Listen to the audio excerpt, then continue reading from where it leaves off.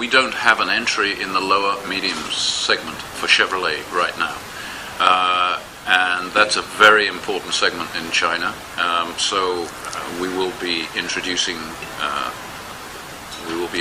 one.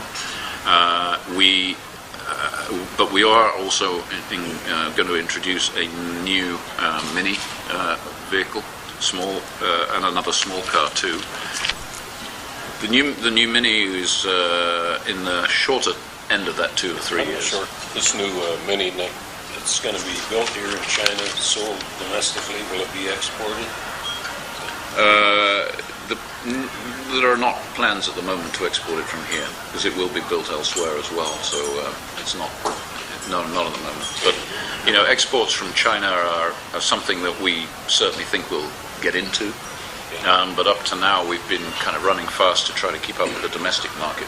Yeah. We will not compete directly with the Tata Nano at that sort of price. I think it's a unique vehicle, which they can do because of their infrastructure that they've built up for years in India.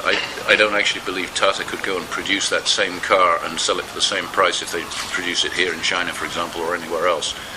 And so I think I don't think there's any point trying to take them on at that. However, what it has done is, you take the price of $2,500. Actually, it's less than that when you take the tax out.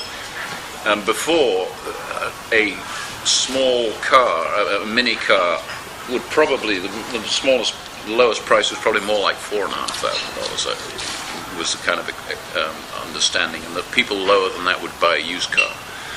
So they've now introduced this vehicle at $2,500, and even though we wouldn't necessarily want to have some of the compromises they've got on their car on a Chevrolet, we can't just leave it all the way from $2,500 to $4,500, $5,000 for them to have a free run, because what they could then do is improve the car and get a $3,500 car and really got plenty of things. So I think it has definitely made us think. Probably other manufacturers as well. Prices of, as I'm sure obviously prices have come down a lot in the last 3 years. We've been seeing price deflation of anything from 8 or 9% per year. This year it's slowed up significantly, and I expected it to slow up. It slowed up more, even more so. And there's two reasons for that. One is prices are getting lower, so there's not so much opportunity for manufacturers to drop prices, and secondly, raw material costs are going up a lot, and so that slowed the price reductions. So I would say the prices are probably flattening out. There'll still be a little bit of price deflation, but mainly flattening out.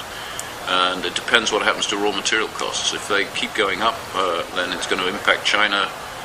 Wage rates are going up, raw material costs are going up significantly here.